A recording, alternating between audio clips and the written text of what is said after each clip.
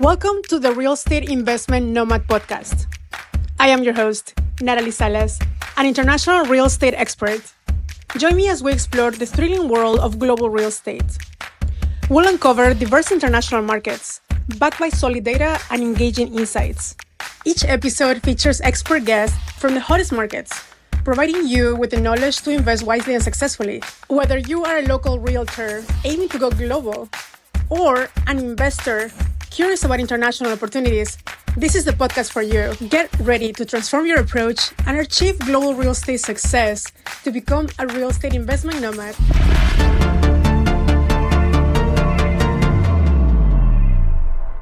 Hello, everybody. This is Natalie Salas with Unicorn Properties. Today we are with Pablo here in the RAIN podcast, Real Estate Investment Nomad podcast. And we have the pleasure to be with Pablo, one of our good friends, also business partners, to talk about anything that has to do with relocation. You know, what happens, what do you need, what are the implications, sometimes complications of what it is to move from one country to the other. Thank you for being with us, Pablo. Thank you, Natalie. It's always a pleasure to share with you. Thank you for this opportunity to share some insight, maybe some headaches that I see commonly happening to that person who's looking to move and invest abroad. Awesome. And it's interesting that you live in the country that most people want to move to, in Costa Rica. So I'm sure that you have a lot of stories back and forth on how many people want to come to your country. But you specialize in the whole world. Yeah, Costa Rica, it's one of the most popular destinations. It's always ranked in the top 10 country to move to for international living. And this is where we start servicing this newcomer. You can call it expat, you can call it newcomer, or this investor who's coming to Costa Rica. They make an investment or they decided to move abroad, or for many different reasons, they pick Costa Rica. And then over the years, that has grown into like people are calling me for advice into, I want to move to Panama, and then Mexico, and then it grew. We're servicing now people who are moving to Portugal. So we study each market, we develop relationships and connections in each market, and then we provide these resources to this type of person who wants to live the adventure of living abroad. Mm-hmm. So I'm curious, what made you enter this business or start your business and relocation services? I guess it's just life. I stumble. I stumble on this business, right? It's like boom. Oops, I fell here. Because it wasn't that I was born thinking, oh, I want to be a professional gentrificator, right? I always say this as a joke. Oh, people ask me, I'm going to a networking event this afternoon for internations, by the way. It's another popular place to meet expats. And in these events, I go like, hey, what is it that you do? I'm a professional gentrificator. Right. And it's like, is that good or bad? Right. So, you grow up thinking, you're not thinking you're going to be doing something else in your life, maybe. But I do remember when I was 13 years old, a professor of mine asked, can you draw a picture of what you want to become when you get older? Right. And I remember, making a little painting of a business person with a tie, with a little backpack and a hat. And everybody was asking, what is that? I'm a businessman that travels a lot.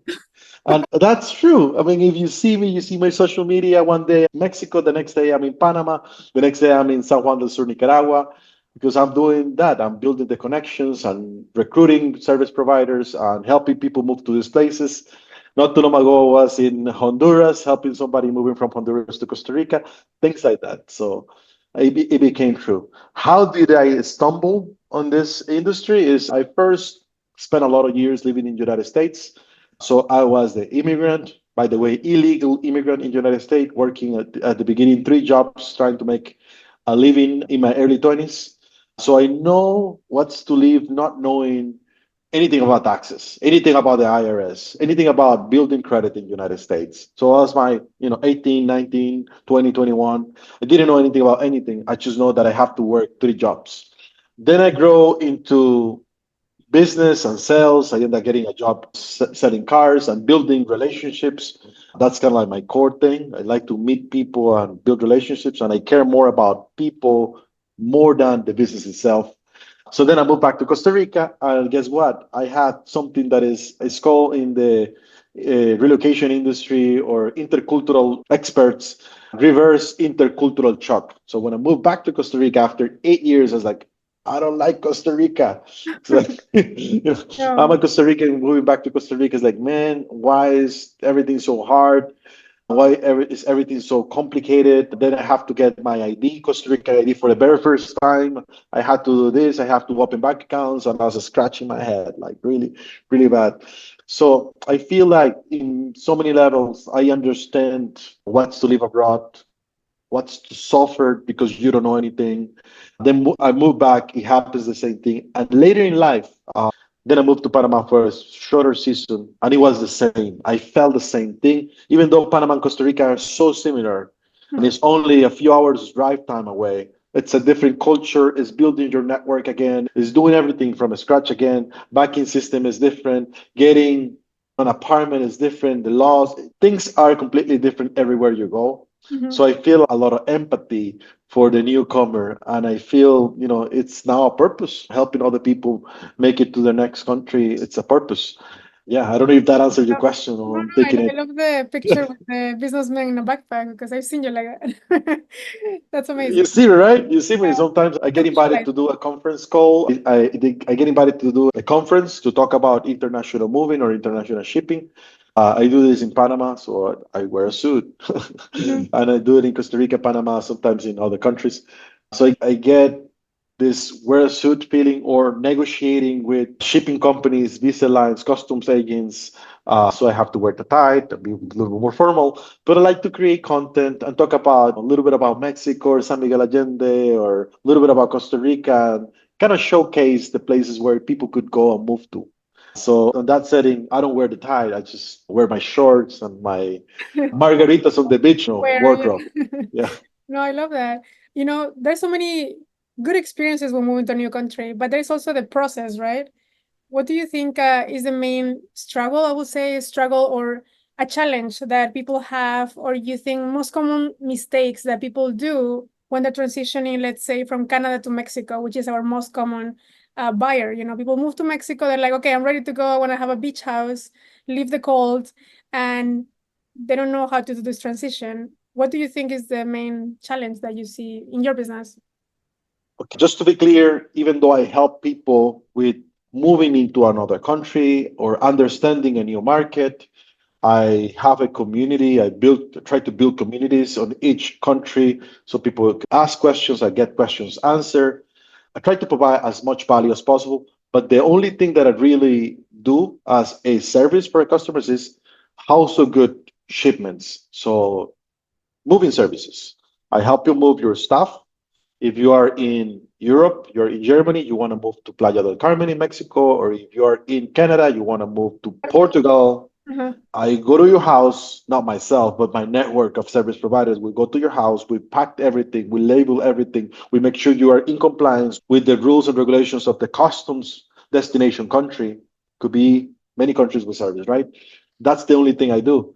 But no moving company talks about intercultural challenges, or no moving company does free Spanish classes on Fridays. These are the things I do because I want to provide way more value than anybody else, and I understand the pain points. I understand the pain point oftentimes is the language. So let's do free Spanish classes. I understand the pain point is the intercultural part. That you're new to a new country, you don't understand why is this thing is so hard. So intercultural part is a big part of it.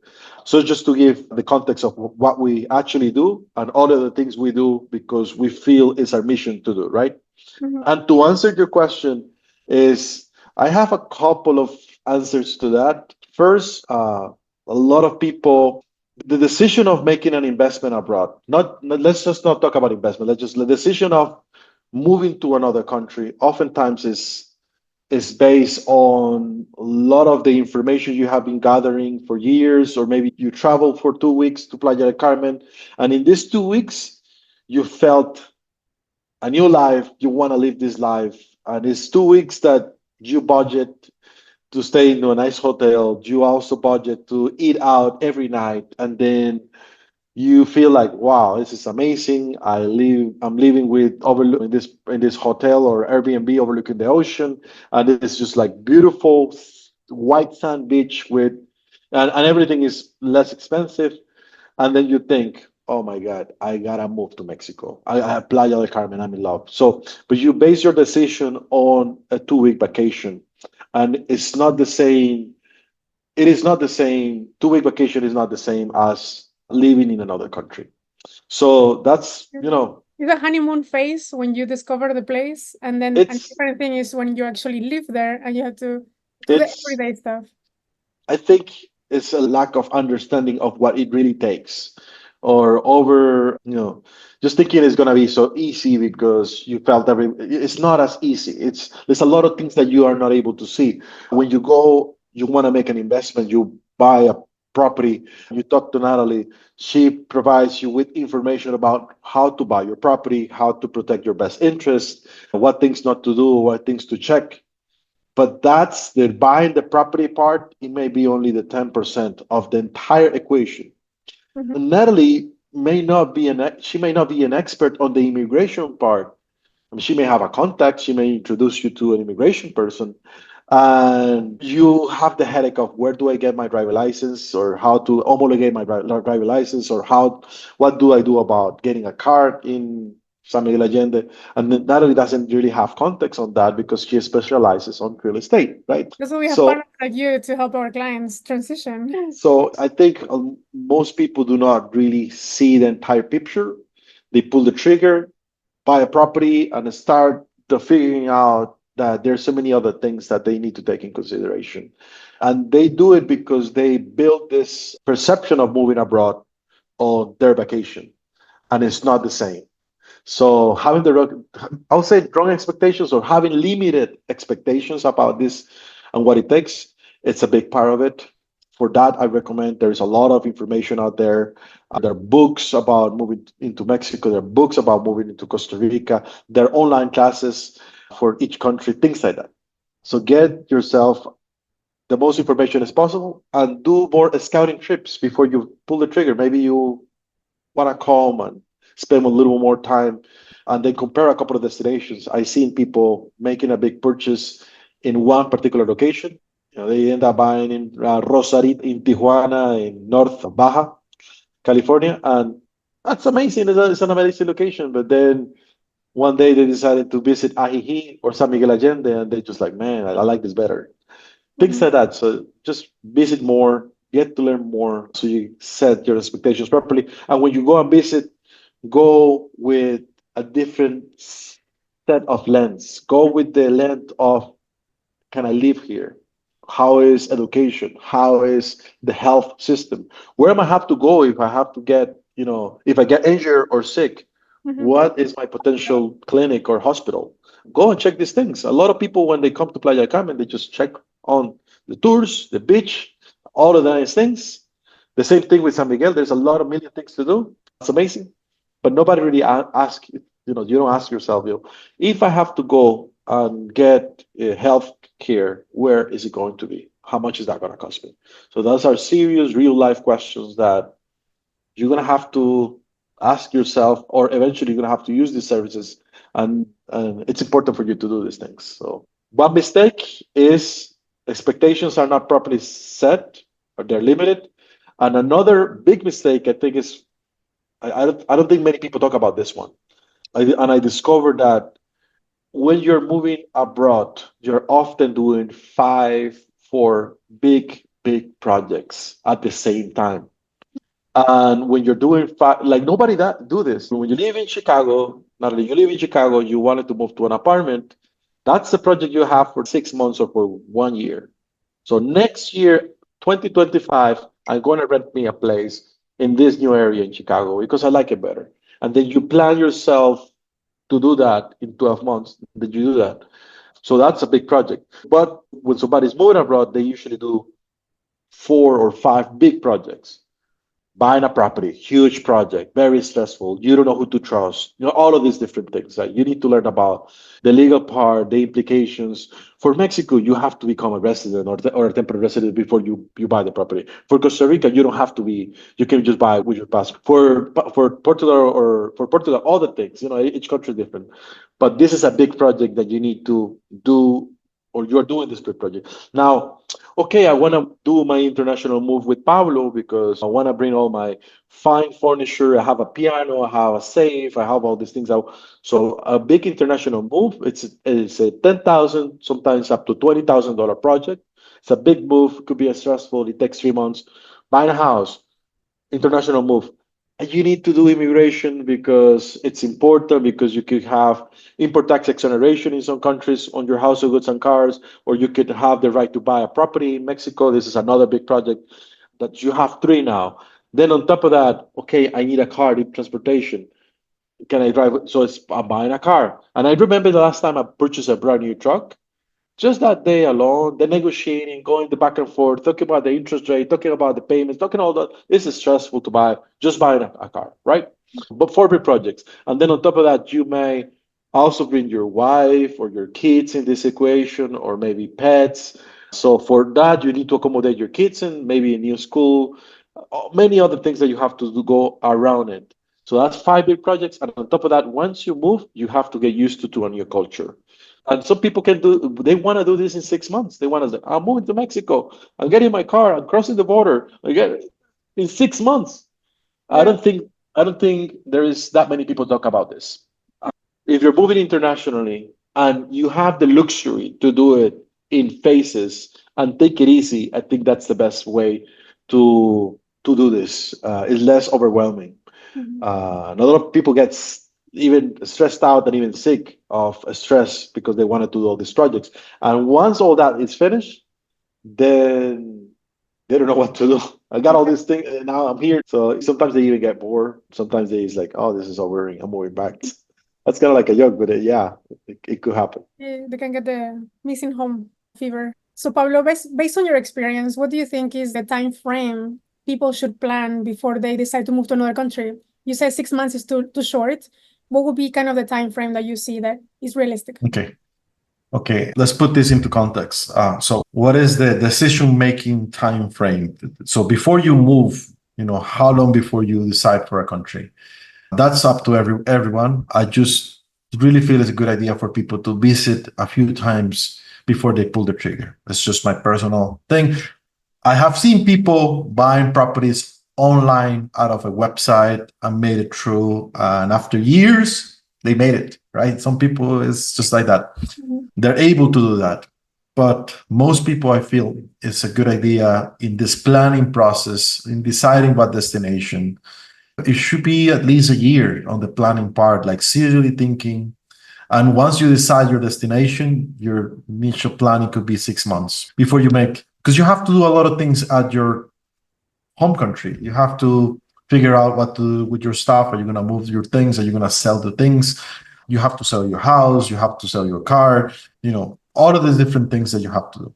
So before moving, at least 6 months, give yourself some time to plan and to do all these things so you are not stressed. You're not overwhelmed.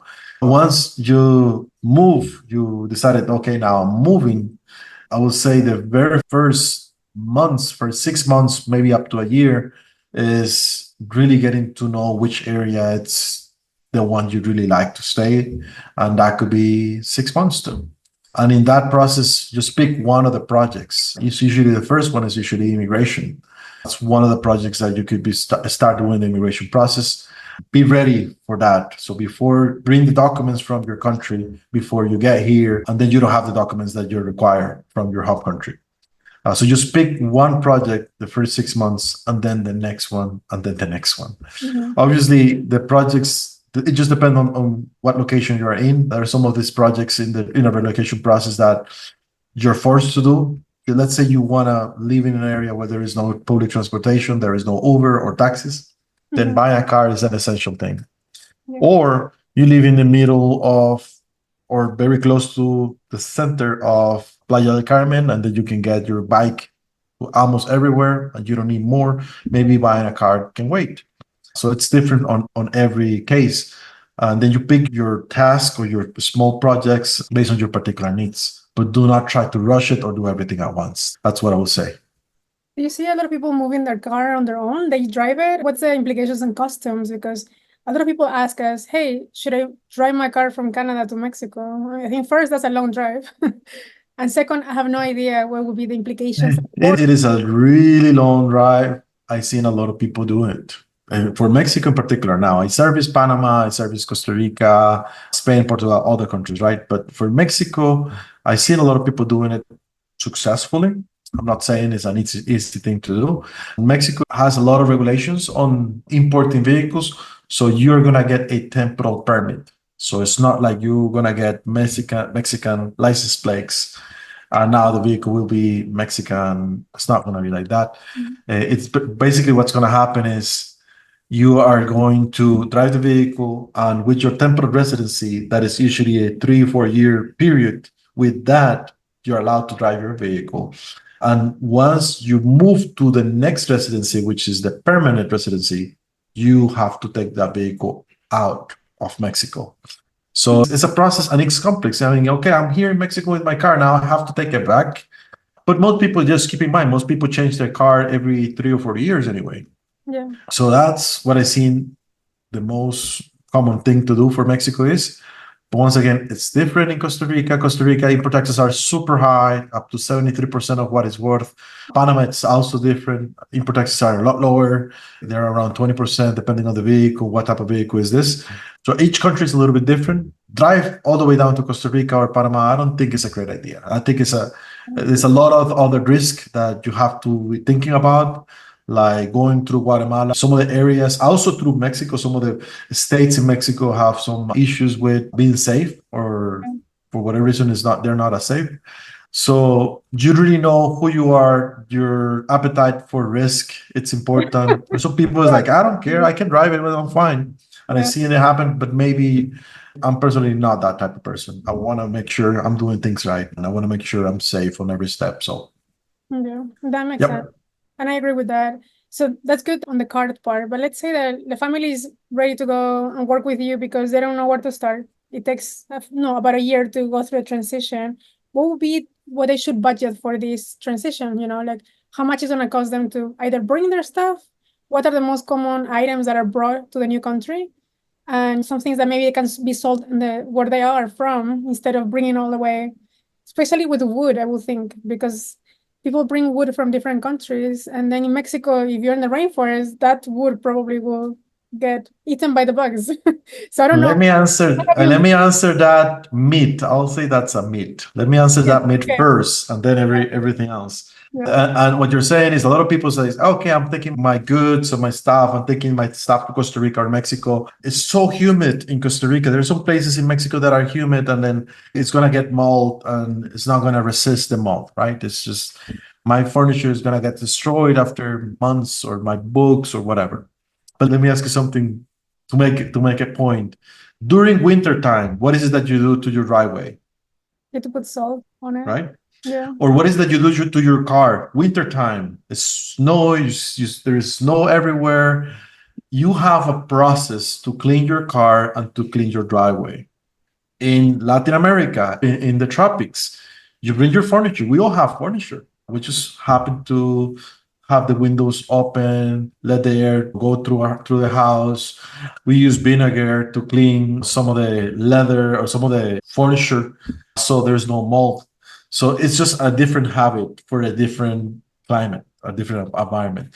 So I see this in the groups all the time. Do not print this, do not print that, because it's going to get destroyed. Now, with that, I'm going to say you don't have to read anything. You can make this entire move with your luggage, and that's it. You can just pay American Airlines or Alaska Airlines, whatever other airline, Aeromexico, which is the most popular line for Mexico. You can pay the additional luggage, buy this 27-gallon plastic container with the yellow lid. You buy that at Home Depot, Louis, or even Walmart. And that's the same size of a suitcase. And that you pay this additional $100 to $150 per plastic container. You can get up to 7, and you don't need to use my shipping services because you bring just 7 suitcases. And if it's you and your wife, then you have 14. And if it's you, your wife, and 1 kid, then you have 21 plastic containers. So that's a lot. Yeah. So you don't really have to use an international moving service if you're willing to compromise some things, maybe leave some things behind, maybe do it yourself. It's not, our service is not for everyone. And I want to be clear about it, and I want people to Yeah. understand it's not for everyone. Our service is usually for somebody that's got a good set of furniture. Maybe you like art, so you have art. You need wood creating for this art. Maybe you have a piano and a safe, and you have usually pretty good quality furniture. But and then you can get furniture. All of these things, perhaps you get furniture in Mexico, but once you're talking to some level of furniture where you're paying maybe $3,000 for a sofa set, living room set, and then another $3,000 for the dining room, and then some dining rooms and sofa sets that are $10,000. The things are way more expensive. But if you have furniture to the level of starting off per living room and dining room, $3,000 here, $3,000 over here, then the master bedroom and the furniture is nice. You have a good, nice quality mattress, Yeah. then it's worth it. Then you start thinking, well, maybe I should bring my things. Our pricing, the average shipment we did last year for a 20-foot container, ocean cargo, it's about $10,000 plus other port fees and import taxes. And that depends on the destination. Some destinations, you don't pay import taxes. Some destinations, they make you pay import taxes. So in Spain, to bring a container, $2,000 in additional import taxes. The same thing in Costa Rica, $2,000-$3,000. Panama, you have to pay import taxes. They have a waiver. Mexico, you have a waiver. Now, Mexico, even though it's so close to the United States, it turns out that it's one of the most expensive places to do an international move because the distances are humongous. Mexico, it's a big country. So you could be looking at moving to Baja California and you think, oh, no. Oh, Mexico, United States is next to each other. It's less expensive to move yourself to Panama City, Panama, or to Costa Rica than moving to many cities in Mexico. Wow. Just because the inland freights from one point to another, just sending the truck one way to pick up something or coming back, it's 20 hours that way drive time, another 20 hours this way to come back empty. While in Costa Rica or Panama City is small. It's only maybe 20 minutes to get to almost any place within the city, come back to port. So that being said, Mexico is one of the most expensive places that we do business as far as the cost of logistics and transportation. But our services, if you want to talk about costs, our services start for a small shipment, $5,000. And that's usually including, we go to your house, we pack things, we prepare things, full packing services created, or in a 20-foot container. If we do a 20-foot container, you're looking at, for Mexico, around $12,000, for other countries, about $10,000. And that's, we go to your house, we wrap things up, we bring boxes, we spend the day, 1-2 days with you in your house, packing everything, preparing everything, making a packing list, making sure everything is in compliance with the destination country, shipping that container abroad, million miles away in the other country. We get a container, we do customs clearance, and then we finally make the delivery to your house and we'll help you unload things and set things up in your house. So it's a full door-to-door service with unloading, unpacking, the whole 9 yards. So 20-foot container, you're looking at $10,000 to $12,000. And if you're looking at 40-foot container, you're looking at $15,000 to $18,000. It just depends on where you are. If you're really far away from an ocean port, or if you're moving really far away, let's say Mexico, you're moving really far away from an ocean port. Inland. So the inland freights makes it always more expensive. Interesting. Okay.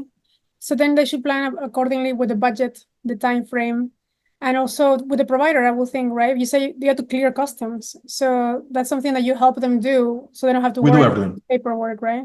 Mm-hmm. And I think we thought that also comes with the risk, because at least for us in the real estate space, there is a lot of real estate agents around let's say in Mexico for now, that are not really knowing how they can risk a client based on a transaction. There's a lot of fraud, there's a lot of risk. And that's why sometimes people from other countries, they don't want to go through the risk or move there because they have heard that somebody got ripped off or going through that process that they just don't know. Does it happen in your industry as well? It happens all the time. And this is one of the things that I think gives a lot of purpose to me, is providing useful information and being transparent with the customer. I think for the shipping industry, I was looking at this the other day. The international moving industry has more complaints than the ambulance chaser type of attorney in the United States. So you could be a used car salesman, which has got kind of the worst reputation, the ambulance chains attorney, which is horrible reputation, and you have the moving company who's got horrible reputation. And that's in the United States. The same kind of like the same thing happens in Canada.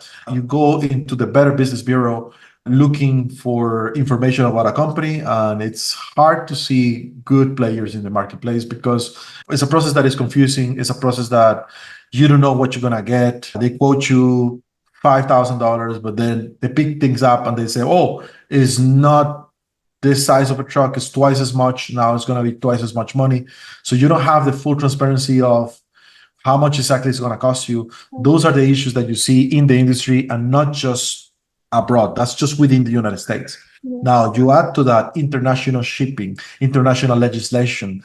You add to that the bureaucracy of a country like Mexico or Panama or Costa Rica, very bureaucratic. You add to that the lack of knowledge and you don't speak the local language. You add to that all of these different things. Yeah. So I say we have a very valuable service because we eliminate all that risk.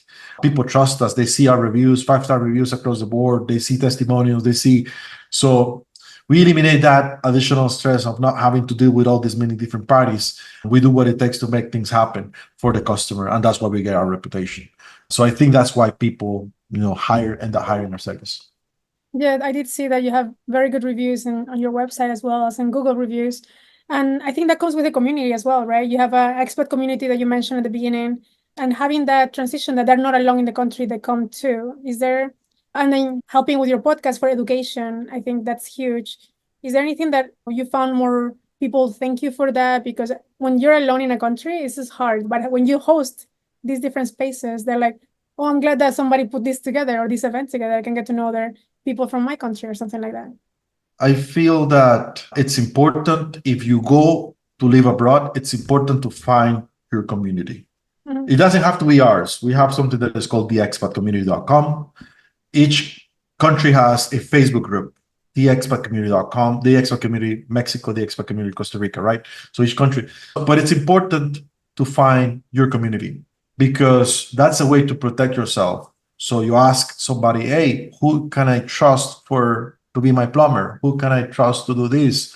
And then you have feedback from other people that is actively looking for the same things you are looking for. And he moved 6 months earlier, so that person has already experienced. So it's important. To me, building the expat community or building a community is, I really try to understand and put myself in my customers' shoes.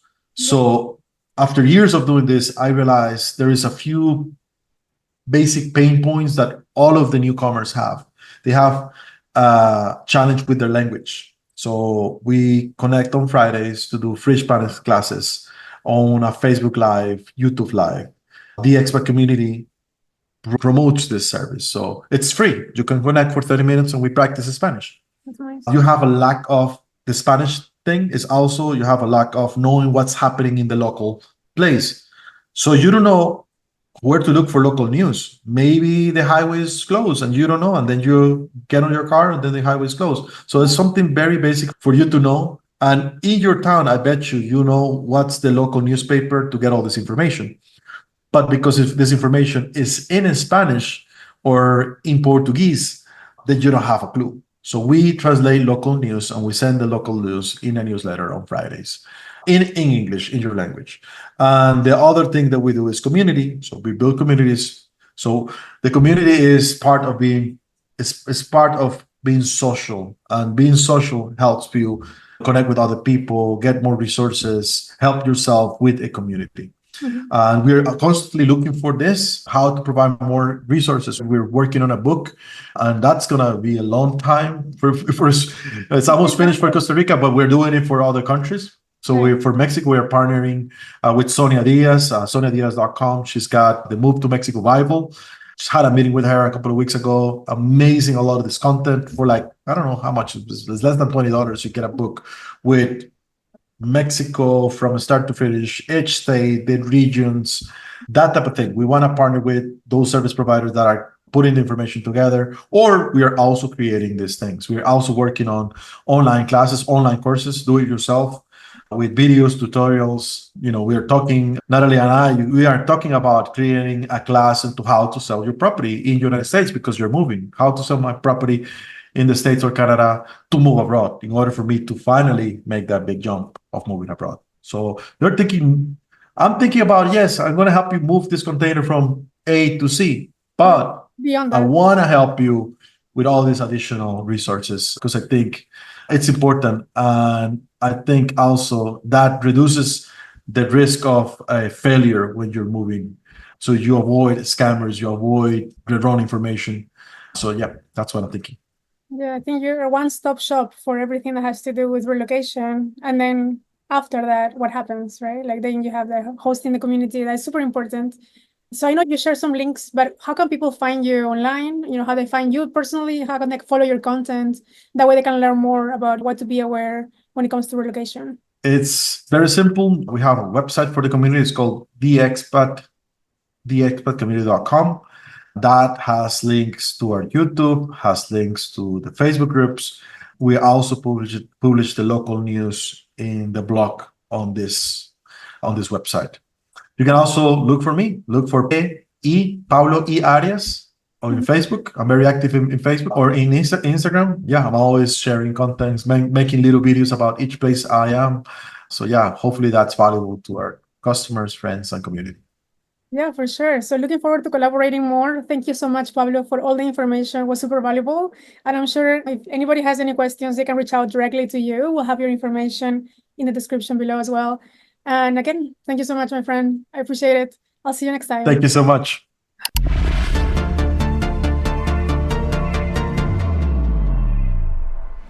Thank you for joining us on the Real Estate Investment Nomad podcast. I hope today's episode has inspired you to explore new horizons in global real estate. Remember, the world is full of opportunities waiting to be discovered. And with the right insights, you can turn those opportunities into successful investments. If you enjoy the show, please subscribe, rate, and leave a review. Your feedback helps us bring you the best content possible. Don't forget to follow us in social media for more resources and updates. Until next time, my friends, this is Natalie Salas, encouraging you to think big, invest globally, and transform your real estate journey. Safe travels and happy investing.